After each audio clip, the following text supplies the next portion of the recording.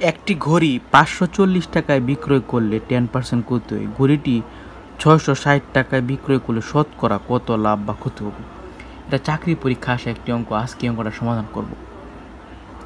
তো আমরা যদি স্বাভাবিক নিয়মে করতে চাই তাহলে অনেক সময় লাগবে, কিন্তু এই অঙ্কটা 30 সেকেন্ডও সমাধান করা যায়।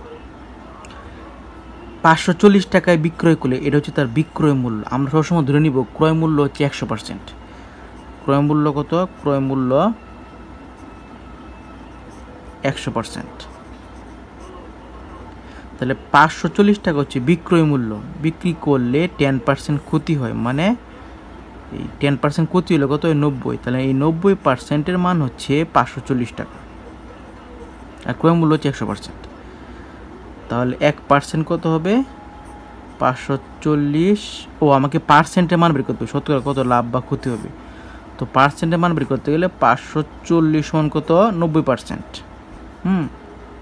তাহলে 1 সমান কত হবে?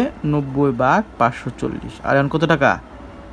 660 টাকা বিক্রি করলে, তাহলে 660 কত হবে? 660 সমান কত হবে? 90 × 660/540। তো এই 0 0 কাটা, 9 দিয়ে এটাকে ভাগ করলে হয় 6 নং 54, 6 দিয়ে এটাকে ভাগ করলে হয় 110। তো এটা হচ্ছে বিক্রি করলে শতকরা কত লাভ বা ক্ষতি হবে। এটা হচ্ছে বিক্রয়ের পার্সেন্ট। তাহলে বিক্রয় মূল্য কত? 110%। আর ক্রয় মূল্য কত ছিল? 100%। তাহলে কত পার্সেন্ট লাভ হয়েছে আমার? তাহলে 10% লাভ হয়েছে। তাহলে লাভ হচ্ছে 10%।